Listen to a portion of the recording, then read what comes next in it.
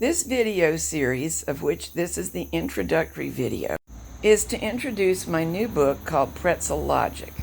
I call it that because open cables, which are the subject of the book, resemble to me pretzels. It's a companion book, now functioning as volume 2, with mostly classic cables. In mostly classic cables, there are some open cables. These are open ones, these are not. In the Pretzel Logic book, I refer to the open cables mostly as cables with traveling stitches because the stitches do have to travel across a pearl background in order to create the look. From now on, this pair of books will be sold as a set, and the price is not changing over the mostly classic cables price, so you're getting quite a bargain. Those of you who already bought mostly classic cables will probably already have received a note from Ravelry offering you the chance to download the new book. There's no charge to you. I'm just expanding what the book covers, and my main reason is I love cables so much that I assume you do too. I actually have quite a few books on cable techniques because I enjoy them so much, and what I'll do is at the end of this video list them so you can see which ones are of interest to you. But back to Pretzel Logic and understanding what it's all about. As I said, it covers open cables, also known as cables with traveling stitches, but it covers two kinds of them. The blue sample on the top is what I'm calling in the book basic open cables. These are exactly like the hand-knitted version of this cable. The mocha-colored sample on the bottom is an embossed cable. And here's the difference. Both were made following this cable chart, and both involve moving the same knit stitches on a pearl background. Here's the basic open cable version, the one that is exactly like hand knitting. The background fabric is being knitted on the front or ribber bed. And while I'm on that subject, let me point out that you can do that on Japanese machines as well as on European machines. Any two-bed combination that has needles in every position on both beds may be used. I made the samples for this book on a Brother machine, an Artisan machine, a Superba machine, and a Passat machine, just to make certain it really does work. The secret is enough weight correctly placed. This is the weight setup that I normally use. It's the do-it-yourself heavy comb that I show you how to make in my Cheap Tricks and Cool Tools book. I also use these. These are combs that come with hobby machines, and you don't really have to have one that matches your machine if you start in waste yarn. If you don't have combs such as these, you can use the ribber comb, cast on with a zigzag row, hang the comb in that zigzag row, and continue. If it's just in the waste yarn, you have two choices. You can knit a few rows of waste yarn in plain stockinette, push the ribber comb through that, or you can do what I'm doing here, hang in the zigzag row, knit for a minute using ribbing, then transfer all stitches to one bed. Usually you would use the front or ribber bed because that's where our background fabric will be. Continue for a few more rows of waste yarn and then change to the main yarn. Passat knitters. Well, I know that your machine will knit without weights. You will find that open cables go a lot better with weight. You don't have to use a lot, but something to keep the stitches under control. Now, whether knitting a basic open cable or an embossed cable, we move all of the stitches to the front bed and usually, in most designs, knit 1 or 2 rows before setting up the cable. Now, here is the difference between basic open cables and embossed open cables. The basic open cable has all of the purl stitches on the ribber and all of the knit stitches that create the cable ropes on the main bed. We will move those stitches to and fro. We move knit stitches first, that is main bed or back bed stitches, and then we move the ribber stitches to the position recently vacated by the knit stitches. Basic open cables are knitted with the beds opposing perfectly. So if all of the needles came forward at once, they would crash into each other. We can't have that. So we move the stitches for the cable ropes to their newly desired position and then fill the vacated spaces with the ribber or front bed stitches to keep the background fabric going. In hand knitting, this operation is most often called a cross, although there is a lot of variation because of the long worldwide history of knitting. So I've retained the term cross when stitches from one bed trade positions with stitches from another bed, causing the ropes to move across the background of purls. The setup for embossed cables is different in that every front bed or ribber bed stitch remains in work, and we rack so that the needles alternate and they'll pass each other when all come out. Because of this, at times we are knitting full needle rib across the bed. Therefore, you cannot use yarn that is heavier than the mid-range of what the machine will perform well with. When it's time to start a cable, we create the stitches for the traveling ropes by lifting the purl bumps from the previous row into the positions indicated by the chart. This picture shows the backs of the fabrics produced by the two methods. Embossed cables on the left, basic cables on the right.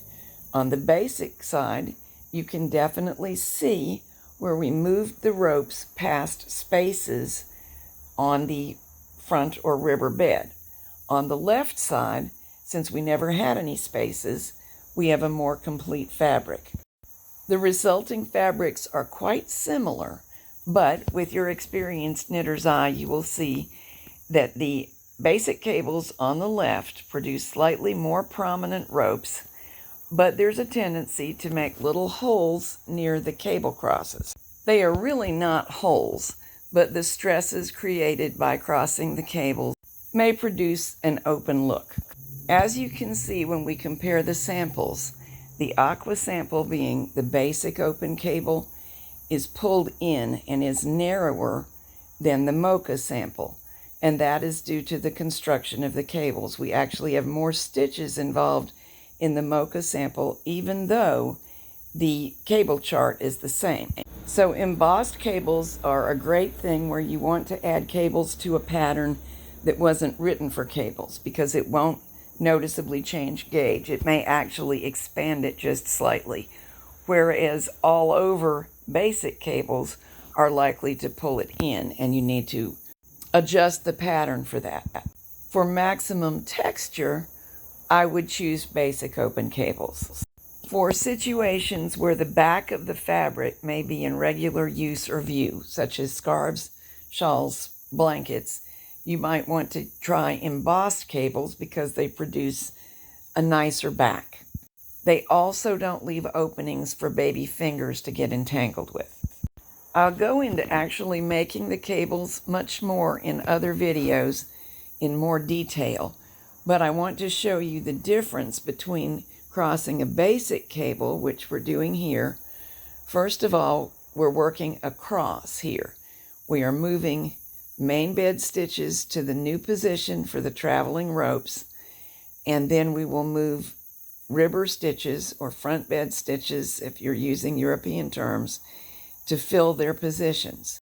Each stitch always stays on the bed upon which it began. The cable ropes have moved together by means of crosses to the point that we're ready to cable them. The difference between cabling and crossing is that the stitches on one bed, in the case of this book, always the main or back bed, cross with each other, trade places with each other.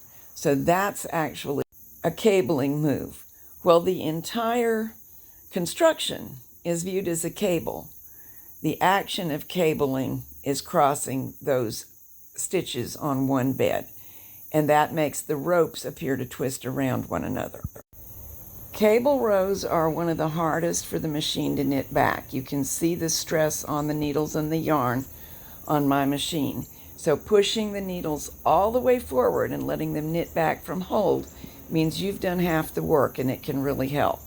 Now, the Barbie dress is an example of an embossed cable, a very simple one that we made a little bit more interesting by varying it along the length and outlining the neckline with a continuation of the cable.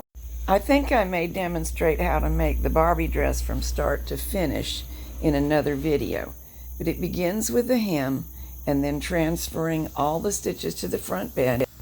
And since we're going to emboss this cable, we lift a purl bump from the front bed and hang it on the back or main bed.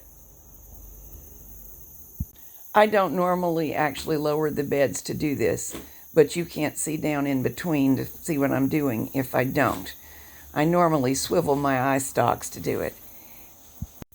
So once the cable rope stitches are on the back bed, we begin to follow the chart.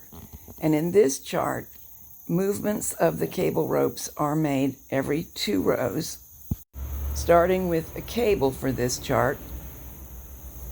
The 2 stitches on the back bed are actually crossing. So we've cabled those 2, knit 2 rows, and now the ropes start moving out and in towards each other, diverging and converging. And I think you can see how much faster this goes because you don't have to reach around and move front bed stitches.